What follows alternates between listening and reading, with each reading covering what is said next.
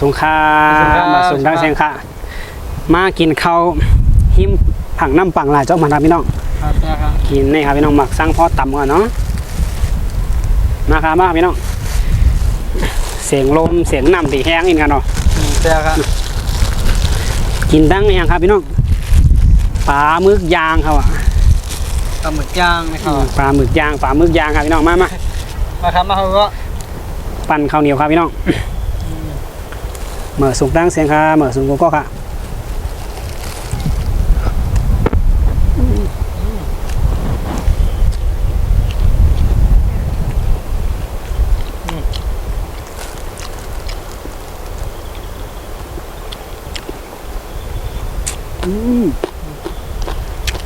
หวานหมักทั้งพ่อตำ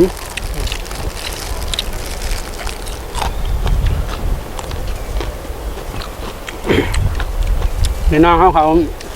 กว่าเลทตั้งแต่กันพ่อ5 เดือน 5มาเลทฝั่งหลายจ้องมันครับมาเดี๋ยวครับเอาข้าวมาหลีบังไรจังเหมือนกันเนาะเชื่อมเลยครับกินข้าวผังปังหลายครับพี่น้อง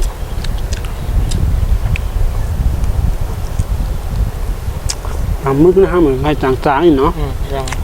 น้ำจิ้มมันบอกใครเชื่อมจิ้มเนาะมีอยู่ในน้ำจิ้มเสียงลมแห้งอย่างเนาะ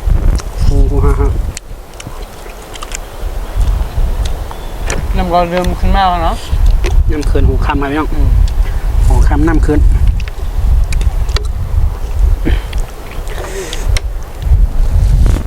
ข้าวเหนียวจับมือนะครับปลาหมึกครับพี่น้องอันนี้ครับก็คือครับกับนั่นนะทั้งป๊อปกับของสาม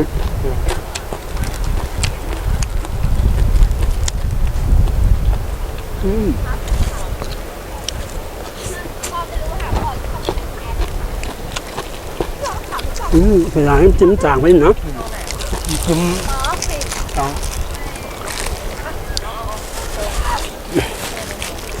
น้ำจิ้มในโคตรมังเพื่อน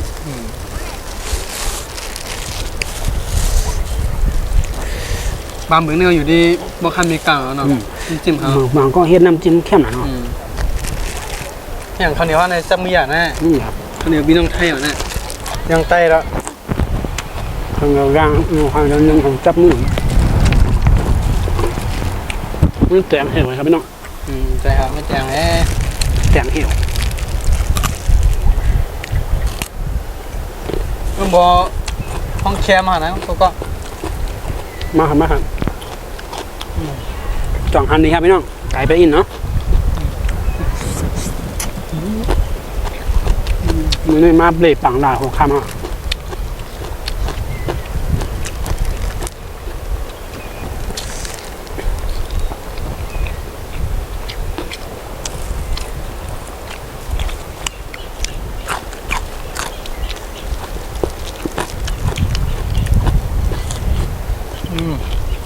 กันไหมครับ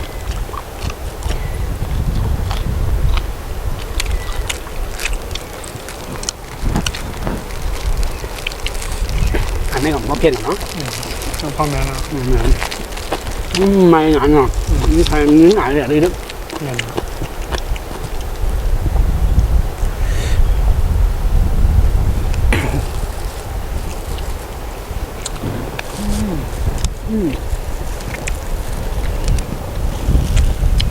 ห้องเครื่องเขาก็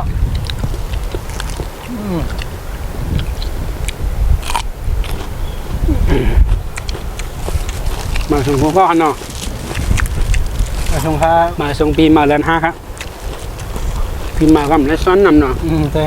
ป้ากับโควิดนำในฮอตนำในวันเนาะโควิดใน2 ปีแล้วนะ2 ปี 3 ปีเนี่ยมาเกศ3 เกศเขาช้าหมดครับคือจะเอาลูกอ่อนนะครับ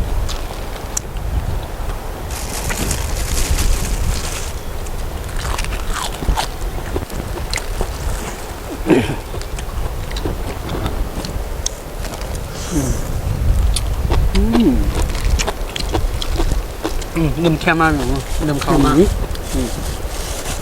เอานวดให้เราทำแล้ว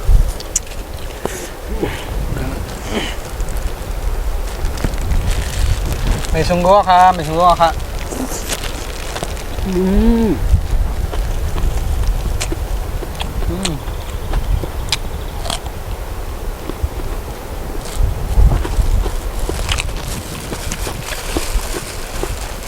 ขอร้าย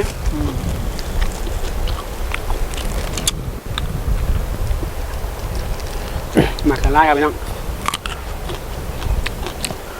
ขอร้ายครอบ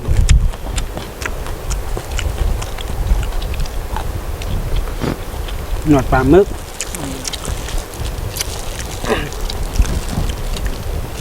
ทางพอดดำฮะ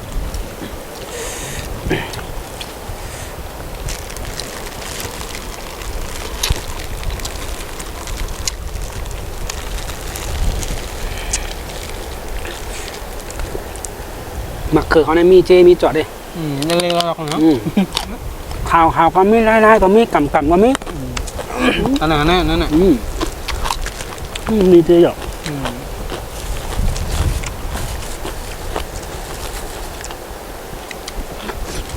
ข้างวันเนาะ ครอบอ่ะ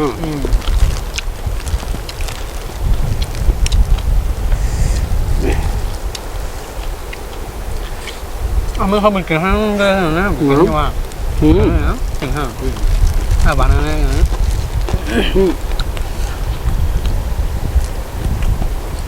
มันจะหมักเขืออ่อนมันจนเป็นเนื้อเล็กอ่ะไม่เหมือนหน้าก็เหมือนดอกช่าง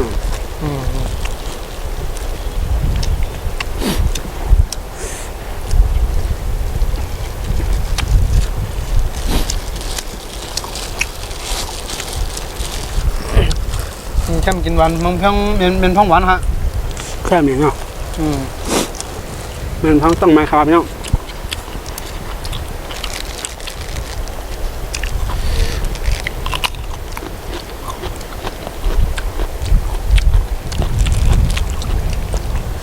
น้ำขึ้นในหมอก2-3 ทุ่มอยู่เลยนะเริ่มขึ้นมาได้ อย่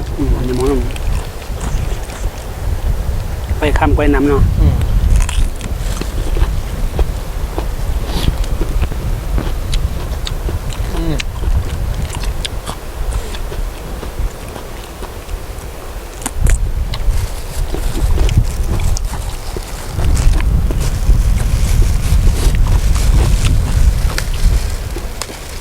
อันดิฟกับน้ำครับพี่น้อง แต่ว่า มาครั้งพอดำอันดิฟพานาพี่น้องนะนี่ดำดิฟพานาพี่น้อง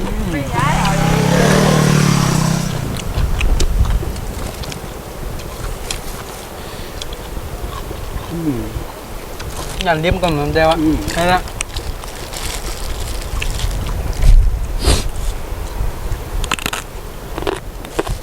ไม่เคยหวานมั้งหมักเขือนะวะ ไต้หวันไว้ได้ไปกินในกัมแม่จ้อยเอานะ หมักเขือส้ม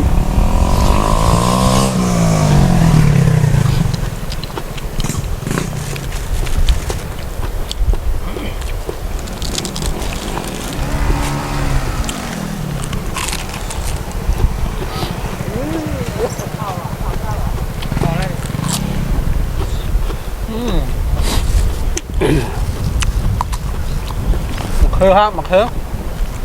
โอ้ยใช่มาตรฐานนี่ หมักเขือคั้น กูคิดดูดียาวเนี่ย ละเนาะเป็ดว่าไหนอ่ะ อยู่ก็น่าจะ เดี่ยวไว้ละเป็ดนี่ละเป็ดว่าเลย ก็ลงมาได้เลย ไหนตั้ง น่ะ เป็ดนี่ละเดียวแค่น่ะ เอาไหม โอเคขนาดบอลมาด้วยจ้าไหม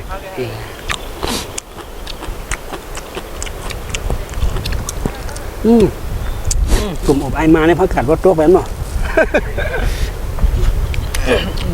พี่น้องตั้งหลังก็จะเป็นน้ำบางลายครับพี่น้องตั้งในทำเด็กเป็นร้อยครับเนี่ย ใช่ครับอ่ะ ใครมาเหรียญน้ำบางลายร้านมาหาดีอ่อนมาเหรียญ อันมันเหลือลายค่ะนะ มันมาเหรียญอะไรครับก็เจออยู่หิมพร้อมเนี่ย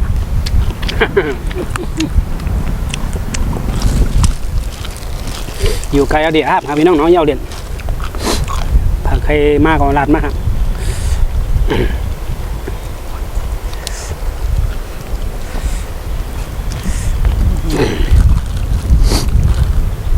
ปังหลายก็ใจก่อนนะ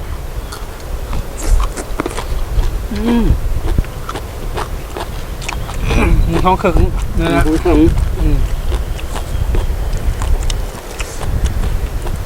ปลาหมึกย่าง ปลาหมึกย่าง หมักทั้งท้องจำ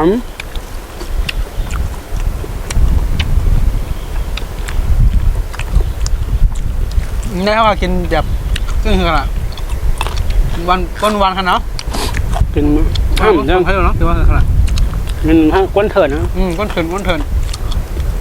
เจ้าของบ้านเนาะ เอาค่ะเดี๋ยวป้าซ้อป้าหวานขนาดเนาะเขาก็เลยกินแบบก้นเถินขนาดนะจริงว่าตอนอยู่ในเถินนี่เคยใส่กินขนาด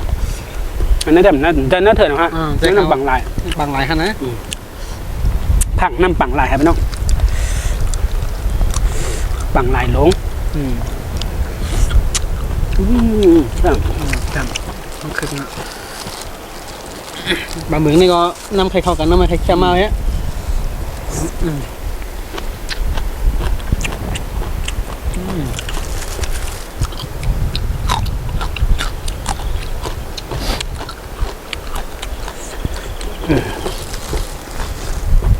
แตงเมื่อวันนี้แหละทำข่าวเดียวอันมาเห็นอะไรค่ะเนาะก่อนทำข่าวไปเฮ็ดกันนะคะ แต่มาหลีมาตัวเจ้ามาครับพี่น้องเนาะ ใช่ครับพวกอะไรเหตุการณ์ในการได้ซุกกินกันเนาะวันเหมือน5 วันคือกลางเป็นถ้ากินข้าวมุ้นห่อนะพี่น้อง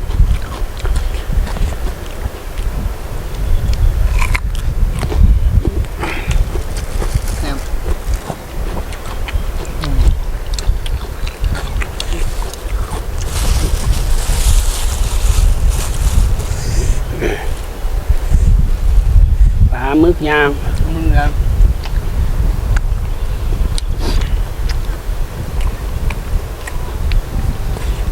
เป็นพองคือพองหวานนะครับนะ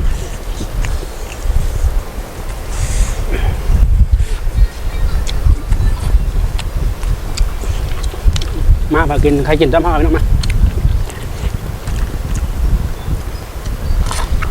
กินทองล้ม ใช่ว่า หวังนุ่มฝังไหล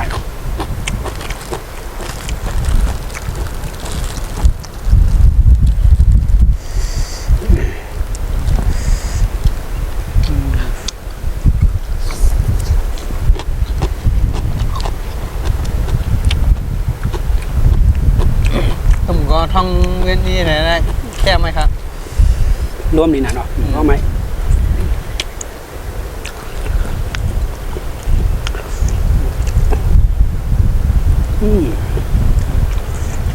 คือเนาะ เครื่องห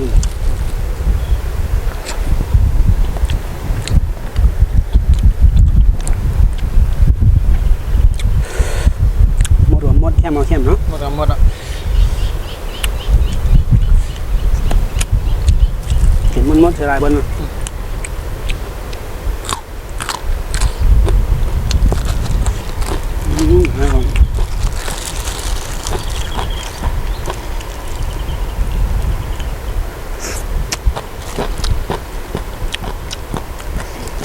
พองหวานนะครับนะพองหวานเอาครับ เอาหวานครับพี่น้อง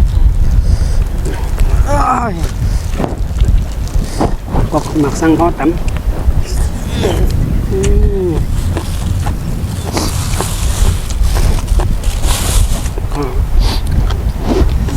รอเนาะ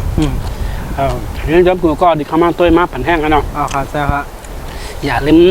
กดไลค์กดแชร์ปั่นแห้งแจกฟังกันเนาะคุณถามเมื่อไหร่ก็เอาคาติยอนคือเดิมออกง่ายก่อนครับ ใช่ครับ ไม่สุ่งก็ค่ะบ๊ายบาย